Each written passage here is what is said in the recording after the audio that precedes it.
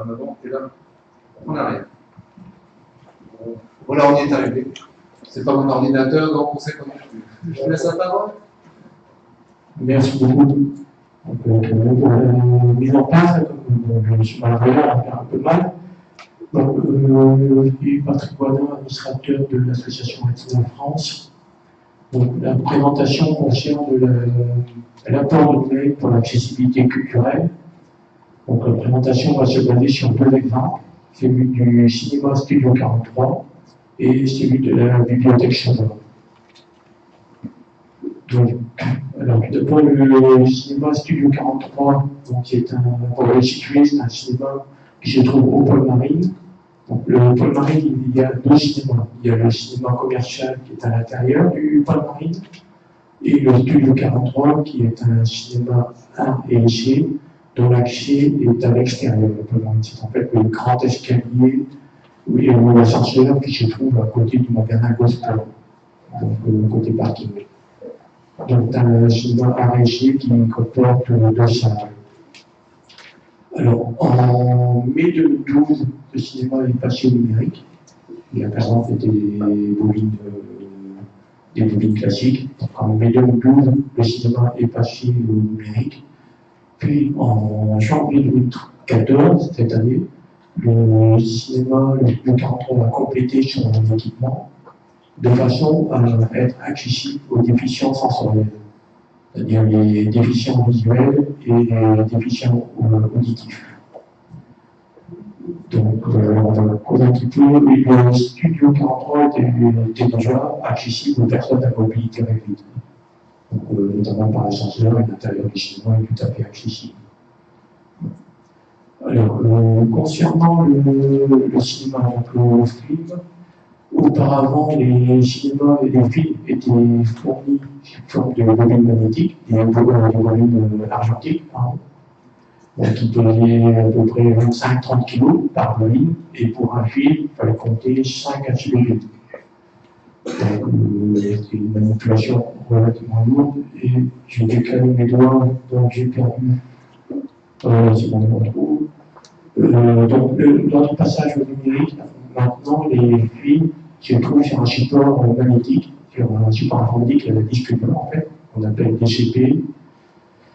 Donc, ça arrête avec la disque dur. Alors, c'est donc, un film, aussi bien, tient sur un disque dur, à comparer à un ensemble de 5 à 6 bobines. Le DCP, donc, qui est un ensemble de fichiers, le DCP, parce que ce sont des acronymes anglais. Le DCP, donc j'ai dit Digital Cinema Package, donc, qui veut dire un ensemble de fichiers pour le cinéma digital, donc numérique. Donc, c'est un ensemble de fichiers cryptés, puisque toute la filière cinématographique est très vigilante sur les problèmes de piratage. Donc, les fichiers sont cryptés. Il y a également des fichiers d'identification de versions sur un même disque dur, sur un même DCP, pour avoir plusieurs versions du même film.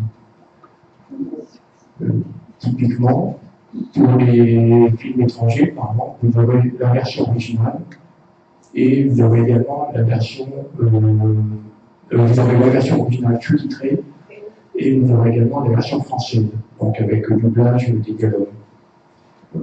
Alors, ces fichiers d'identification sont des playlists, en fait, comme par exemple une playlist de musique. Donc là, c'est une playlist qui va sélectionner les différents fichiers sur le DCP. Alors, comme les fichiers sont encryptés, il faut une clé de décryptage qui est fournie séparément, qui est envoyée par mail. C'est un petit fichier donc, qui permet de décrypter les films. Alors, comme je le disais, la filière cinématographique est très vigilante sur le problème de piratage. Donc, notamment, les clés ont une durée de validité limitée. C'est-à-dire qu'elles sont valides pour un certain temps, le temps de la programmation du film.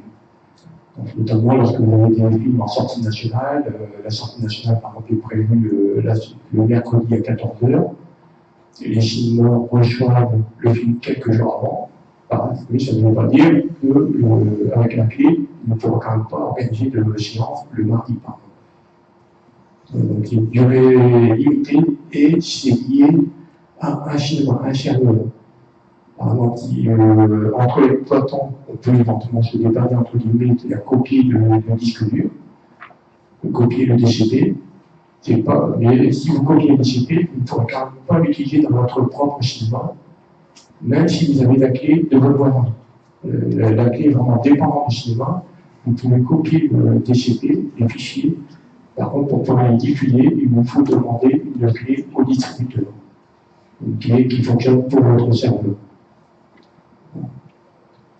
Alors là, vous avez un exemple, on essaie d'appliquer simplement les fichiers de configuration. Donc, on va voir que c'est important pour l'accessibilité. Donc, j'ai pris un exemple connu par un public, on va dire. Donc, c'est la version française d'un pays étranger et la version originale sous-titrée. Dans le premier fichier de configuration, donc on va lister l'ensemble des fichiers images et identifier également les fichiers son avec doublage et dialogue. Donc ça, c'est dans la version française. Tandis que pour la version originale sous-titrée, donc là, on identifie toujours les fichiers images, donc qui sont les mêmes que dans la version précédente. Simplement, au niveau des sons, au lieu de sélectionner le son avec doublage, on va sélectionner les fichiers son avec le dialogue en version originale, c'est-à-dire en anglais, ou en allemand, ou en origine du pays. Et vous aurez également la sélection des sous-titres français. Ce qui est important de comprendre, c'est que, par exemple, les fichiers images, qui sont les mêmes d'une version à l'autre, les fichiers images ne se trouvent qu'une seule fois sur le disque. C'est-à-dire que sur le disque, vous aurez d'une part les fichiers images, une fois, les sons avec doublage, une fois également, les sons aussi avec dialogue en version originale, ça fait le troisième série de fichiers, et les sous-titres, ça fait une quatrième série de fichiers. Donc, vous avez 4 séries de fichiers, non pas 5. Vous devez comprendre que les fichiers images ne sont pas dupliqués, elles se trouvent une seule fois sur le disque, simplement dans le fichier de configuration, c'est un fichier XML, ce sont simplement des liens, en fait, qui permettent d'aller chercher le fichier de vue. Donc, c'est vraiment un apport important de l'objet, puisqu'avant, en bobine magnétique, si vous aviez deux versions, une version française et une version originale sous-titrée, vous aviez deux séries de bobines, puisque les sous-titres sont gravés sur la pellicule, vous aviez deux séries de bobines, donc à savoir, en gros, pour les versions, vous aviez 10 bobines, minimum, 10 bobines, 25 kg chacune. Donc, j'avais deux versions de film et ça me fait 250 kg à manipuler. Il avait programmé une séance en version française, à la fin de la séance, on enchaînait avec une version originale sous-titrée. Il a fait une grosse manipulation, tandis qu'avec le DCP, tout se trouve, les deux versions se trouvent sur le même disque dur. Donc, on voit vraiment un apport extraordinaire, je dirais, oserais dire, du numérique, notamment en termes de manipulation. Donc, il va encore décaler, je me trouve. Alors, donc l'exemple que j'ai pris sur la filiation d'une version française et d'une version originale sous-titrée, bien entendu, on peut prévoir des filiations avec audio description et avec un sous-titre pour sourds et malentendants. Alors, l'audio-description, ça c'est à l'intention des déficients visuels. C'est une audio-description, ça peut comprendre, c'est vraiment une décrit ce qui se passe à l'écran. Donc, par exemple, pour les personnes qui ne voient pas ou qui ont beaucoup de mal à voir ce qui se passe à l'écran, c'est une voix off qu'elles vont entendre, qui va indiquer ce qui se passe à l'écran, et sans jugement de valeur. Le spectateur reste de maître de son appréciation, savoir si c'est un beau film ou pas. Dans l'audio-description, on aura très rarement le terme super, par exemple. C'est une super image ou une super revue. Ça sera vraiment exceptionnel. Le descripteur va le dire si vraiment le réalisateur voulait inciter, comme si par exemple on voit un coucher d'image, une scène avec un coucher de soleil, et souvent il dira que c'est un super coucher de soleil parce que le réalisateur, à travers ces images, voulait vraiment inciter sur ce point. Mais ce sera assez rare. C'est vraiment une description, non pas un commentaire au sens où on commenterait un match de foot. Il n'y a pas d'appréciation. Bien entendu, l'audiodescripteur est un auteur, il est auteur de son texte, donc il apporte quand même sa touche personnelle, et donc dans des règles qui sont quand même définies. La voix off, vous l'entendez en dehors des dialogues, parce qu'il ne faut surtout pas que la voix off, que les commentaires, que la description couvre les dialogues des acteurs. Donc il y a un temps très limité pour intervenir. Donc le cerveau, c'est important, l'audiodescripteur va regarder plusieurs fois le film avant d'identifier ce qui est important dans l'image, puisque, bien entendu, avec le rythme du film, il ne pourra pas décrire 100% de l'image, mais il va décrire les éléments importants pour la compréhension du film. Donc il doit sélectionner les éléments importants pour comprendre ce qui est important en fonction de ce qui va passer dans la suite. Par exemple, vous avez une personne qui se promène avec des chaussures rouges. Si le fait qu'elle soit rouge n'a pas d'importance dans le film, le descripteur ne va pas le dire. Par contre, si plus tard, dans la scène, il y a un acteur qui parle de chaussures rouges, donc là, si dans les dialogues ça apparaît, ça veut dire que c'est un élément important dans le film. Donc, lors de la première scène où ces chaussures apparaissent, il faudra qu'il dise chaussures rouges. C'est vraiment une analyse de toute la longueur du film. Et donc, le descripteur écrit son texte, qui est relu par d'autres personnes, et ensuite il y a l'enregistrement. Donc, souvent, le descripteur enregistre son propre texte, et ça peut être deux personnes différentes. Il peut y avoir une personne qui écrit le texte et une autre personne qui a peut-être une meilleure élocution, une voix qui colle mieux avec un morceau dans le film, donc ça peut être une autre personne. Et donc, de description, tout comme vous avez le générique sur l'écran, à la fin du film, au casque, à la voix off, vous entendez le nom de l'audiodescripteur et de la personne qui a lu le texte. Enfin, c'est deux personnes différentes. Alors, les sous-titres SME, eux, ce sont des sous-titres qui sont affichés à l'écran avec une codification couleur. Bon, évidemment, je ne connais pas la codification par cœur, et vous avez une couleur par exemple pour identifier, pour dire que c'est un texte qui est dit par l'acteur à l'écran, ou vous avez une couleur pour dire lorsque vous avez une musique du film avec des paroles, vous avez des paroles qui s'affichent sur votre écran, et elles vont s'afficher d'une certaine couleur pour signifier que ce sont les paroles du film. Pareil, si c'est une personne qui est hors champ, qu'on ne voit pas l'image, mais qui arrive et qui parle, on entend des gens parler. Donc le texte doit s'afficher également d'une certaine couleur, de façon à ce que la personne sourde, en voyant le texte, sache que c'est un texte qui est dit par une personne en dehors de l'image et non pas l'acteur qui se trouvera à l'écran. Donc ça, c'est vraiment important pour la compréhension du film. Voilà. Alors, ce qu'on a vu jusqu'à présent, c'est la partie avant le projecteur. On va dire, donc, ce qui intéresse beaucoup le projectionniste. On a vu que la part numérique est essentielle dans la manipulation, notamment. Donc, on peut dire que le projectionniste a un boulot un peu plus court en matière de manipulation. Par contre, si c'est numérique, ça demande d'autres compétences. Enfin, alors, côté spectateur, donc, qui nous intéresse peut-être un peu plus, et,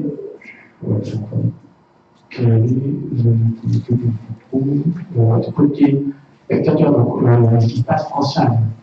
Alors, tout d'abord, étant passé en salle, on va étudier ce qui se passe quand même en cabine de projection, mais après le projecteur. Donc, vous avez deux émetteurs radio qui sont branchés sur le projecteur. Ce sont des émetteurs radio sur fréquence UHF. Donc, un émetteur qui va émettre l'audiodescription, c'est-à-dire qu'au niveau du projecteur, il y a un canal qui est dédié à l'audiodescription. Donc, l'audiodescription n'est pas diffusée par les enceintes, par l'intérieur de la salle, elle est diffusée sur un canal dédié qui est transmis par l'émetteur. Donc, l'émetteur radio va émettre sur une certaine fréquence, la radio va émettre l'audiodescription. Et vous avez un second émetteur qui est également branché sur le projecteur, donc c'est un émetteur branché sur notre écran, il ne faut pas qu'il y ait d'interférence entre les deux. Donc, et lui, cet émetteur va émettre une suramplification des dialogues. C'est-à-dire, de la rétention des malentendants. Et maintenant, on a souvent du mal à comprendre, distinguer les dialogues par rapport au premier en plan du film. Par rapport à la musique, par exemple, ou au montage du film. Donc, et si on augmente l'ensemble du volume, ça ne règle pas le problème, puisque vous augmentez, en même temps que vous augmentez les dialogues, vous augmentez aussi le bruit du film. Donc, vous avez toujours le même problème de distinction. Donc là, la manipulation consiste à suramplifier artificiellement le niveau des dialogues par rapport au bruit du film. Donc c'est vraiment un ratio, le dialogue est un peu plus élevé par rapport à la musique du film. Donc c'est ça qui est émis par cet émetteur. Donc pareil, sur une fréquence radio liée, vous avez 2 émetteurs par salle. Okay. Quand je cherche moi, je décale. Bon. Donc maintenant, ce qui se passe en salle. Alors pour la personne déficiente visuelle, on lui fournit à l'accueil, on lui fournit un récepteur, que j'ai expliqué Sigrid d'actuellement, un récepteur radio réglé donc sur la fréquence de l'émetteur d'audio-description. Donc c'est un récepteur radio sur lequel il y a un casque, donc la personne au casque entend l'audio-description, sachant qu'elle entend le bruit normal du film par l'intérieur des haut-parleurs de la salle. Okay, donc les choses, sachant que c'est un casque léger qui ne couvre pas complètement l'oreille, qui peut arriver, c'est que certaines personnes avoir l'impression de n'entendre que le on-off, donc éventuellement on peut décaler un peu le casque de façon à avoir le casque sur une oreille et l'autre oreille dégagée pour bien entendre le film. Puisque je rappelle, dans le casque, il n'y a que l'audio-description. Donc il faut bien entendre et le parleur de la salle pour les dialogues et le casque pour l'audio-description. Alors, ce sont des casques standards, sur le récepteur, c'est plus jack standard. Si vous avez des oreillettes, par exemple, rien ne vous empêche de brancher vos oreillettes à la table du casque et mettre une seule oreillette à votre oreille et à l'autre oreille, vous entendez le son de la salle. Donc, un deuxième cas de figure pour les malentendants. Donc, pareil, le même système, le malentendant est équipé d'un récepteur qui, lui, est donc réglé sur la fréquence de la suramplification des dialogues. Et à travers le casque, donc, on entend les dialogues là suramplifiés par rapport à la musique du film. Donc là, dans ce cas-là, au casque, on entend tout le son du film. Et avec les dialogues est vraiment artificiellement augmenté par rapport au niveau de l'origine. Et le troisième cas de figure, c'est le récepteur qui apparaît réglé pour l'œil et malentendant appareillé avec une supportant la position T qui vous a été expliqué avant. Donc dans ce cas, c'est un récepteur radio sur lequel est branché une boucle d'induction magnétique individuelle qui est beaucoup autour de vous. Ça peut découvrir, vous avez autour de vous une boucle magnétique en fait. Donc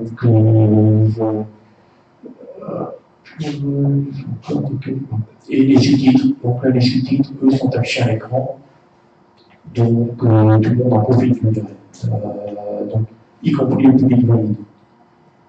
Alors, sur la présentation, donc les sous-titres, il y a indiqué qu'ils sont fournis à certaines séances, de même que l'audio-description. Alors, pourquoi cela? C'est parce que les sous-titres affichés à l'écran sont vus par tout le monde, y compris le public valide, et ça peut gêner le public valide.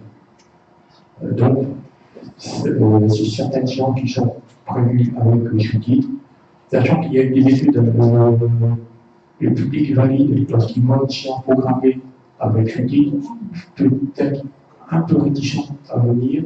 Par contre, lorsqu'il est venu, il y a des études qui montrent que le public valide, finalement, n'est pas gêné. Bon, enfin, il y a une petite surprise au début, donc il va être attiré naturellement par les sous-titres et être un peu perturbé, mais très vite, il oublie. Et donc, il y a des études qui montrent que le public valide n'est finalement pas gêné, ça fait très bien en sous-titres. Et par contre, bon, le cinéma, il faut d'abord que les publics viennent quand même.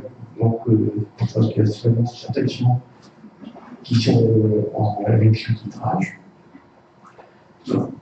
Pourquoi l'audio-description est également à certaines séances? Soit c'est un souci que nous avons avec les distributeurs de films, puisque l'audiodescription, en fait, c'est une accessibilité individuelle, comme la suramplification de dialogue, c'est une accessibilité individuelle, c'est-à-dire que seule la personne équipée bénéficie de cette accessibilité, soit l'audiodescription, soit suramplification de dialogue.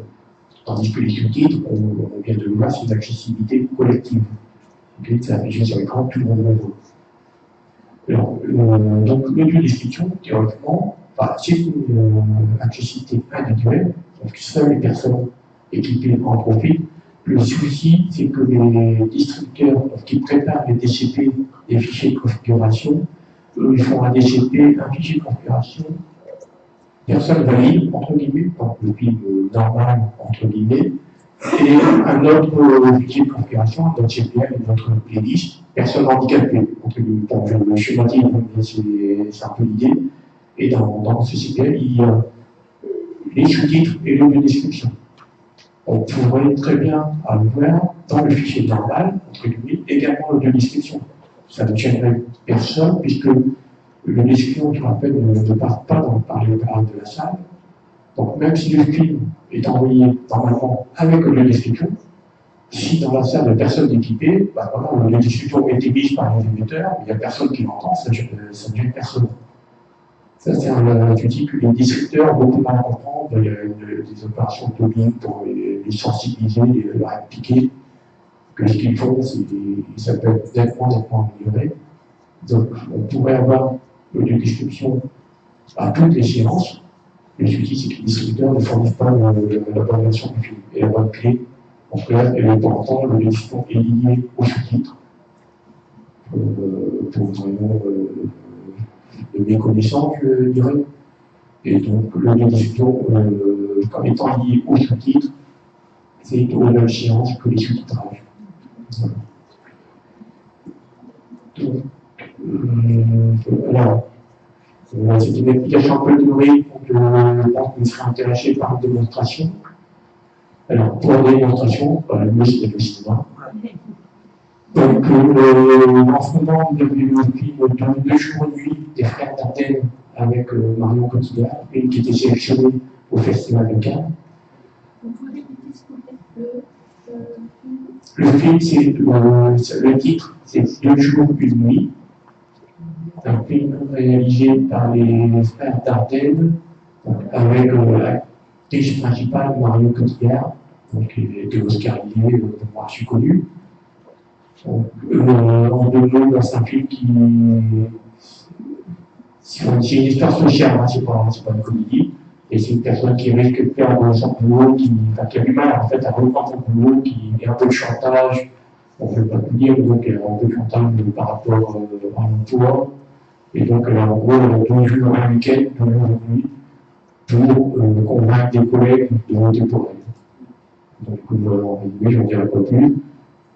Alors, les prochaines séances en audiodescription et sous-titres, la télévision le dimanche 15 à 15h, et le jeudi 19 à 21h. Pour ce qui est de la suramplification des dialogues, là, c'est à toutes les séances, puisque le service de période, l'avantage, c'est que la suramplification des dialogues n'est pas liée à ce que fournit les descripteurs. Là, c'est vraiment un câblage astucieux, là, qui a été fait au studio 43. Théoriquement, au niveau de la norme, il y a, tout comme au niveau d'édition, il y a une piste qui est censée être dédiée à la suramplification des dialogues, mais il n'y a pas utilisé en France. Je crois qu'il y a eu un film qui l'a utilisé depuis 5 ans, c'est tout. Donc, pour qu'on puisse quand même bénéficier, au studio 43, il y a un montage, un câblage astucieux qui a été fait avec une petite table de mixage. Et donc, ça sera indépendant de ce que fournit le distributeur, donc on peut le faire à toutes les séances. Donc, là, c'est ce qui est fait, donc, en gros, 1 à 2 séances par jour. Il y a des programmes complets à votre discussion sur le temps de rétinal, si vous voulez ça. Je retrouve les touches. Donc, là, c'était pour le studio 43, mais maintenant, on va passer à l'accessibilité culturelle avec la bibliothèque sonore. Donc, on parle de livres. La bibliothèque sonore est en fait une association, le nom complet, c'est l'association des donneurs de vote bibliothèque sonore. Il y a 120 bibliothèques sonores en France. à Dunkerque qui a une permanence à la bibliothèque municipale, donc du bâtiment Noël. La bibliothèque sonore, fonctionne sur le principe du prêt de livres ou de revues, ça doit être un prêt gratuit, mais qui est réservé aux personnes qui en ont besoin. Donc là, il faut fournir un certificat médical qui est à la mort. Donc ça peut être les personnes déficientes visuelles qui peuvent lire, mais aussi les personnes handicapées physiques, qui auraient par exemple des difficultés à tourner les pages d'un livre. Donc là, en fournissant un certificat médical, ils peuvent tout à fait bénéficier du service gratuit, je rappelle, de la bibliothèque sonore. Le certificat médical est important parce que, comme c'est un service gratuit, qui bénéficie de l'exemption des droits d'auteur et de la franchise postale. Ça peut fonctionner par correspondance, dans les permanences de la bibliothèque municipale, mais ça peut aussi être par correspondance. Et pour avoir droit à ces exonérations, ouais, donc c'est vraiment dans le cadre légal, pour fournir un certificat médical. Donc, concernant le passage au numérique, avant ça fonctionnait par cassette audio, cassette magnétique. Maintenant, ce sont des fichiers informatiques, en fait, des fichiers MP3, que la plupart d'entre nous connaissent, je pense.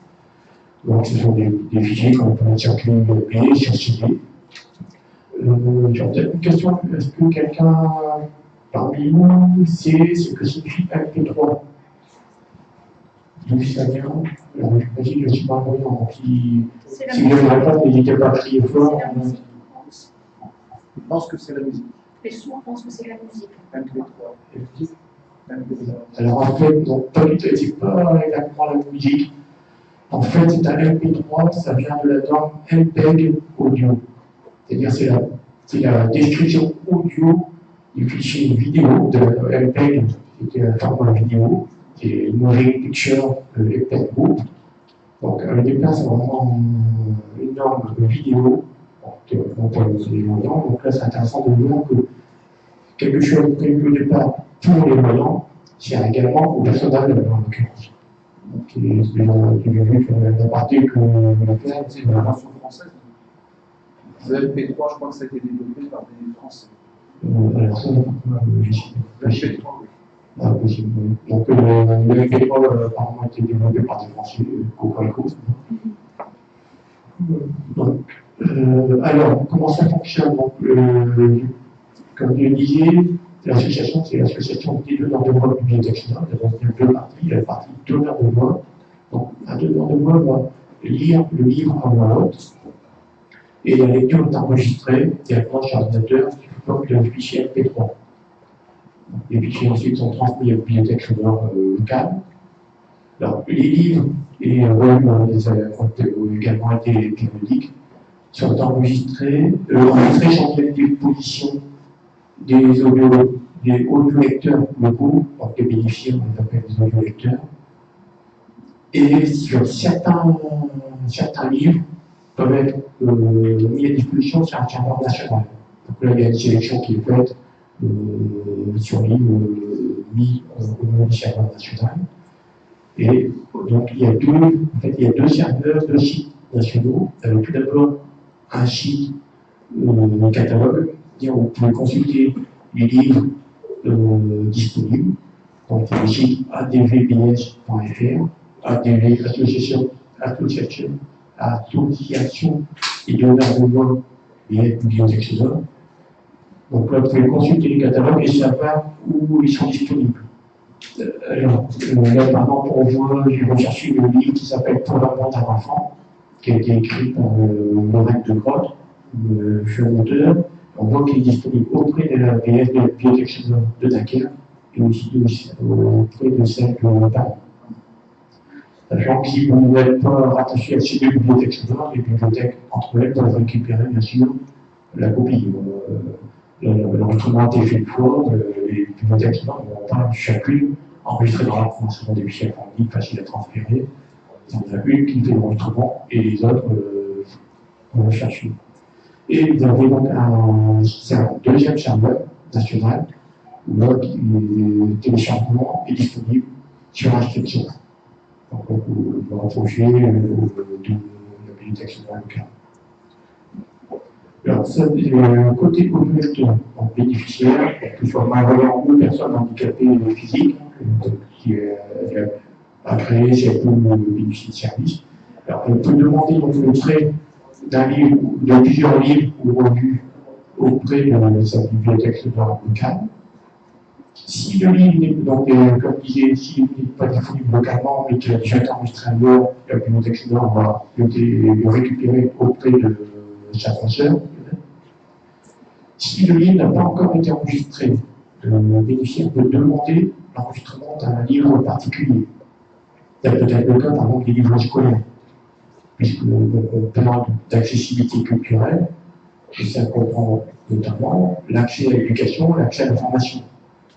Donc, on peut demander l'enregistrement d'un livre particulier. D'ailleurs, l'exemple que j'ai pris après, volontairement pris cet exemple, le livre Pour l'amour d'un enfant de le Reine de Nantes a été enregistré suite à une demande.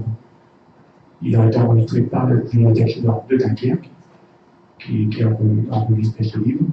Et donc, voilà, ça faisait suite à une demande particulière. On parle de livres scolaires, mais ça peut être également le cas de romans. En l'occurrence, j'ai lu ce livre, j'ai écouté ce livre.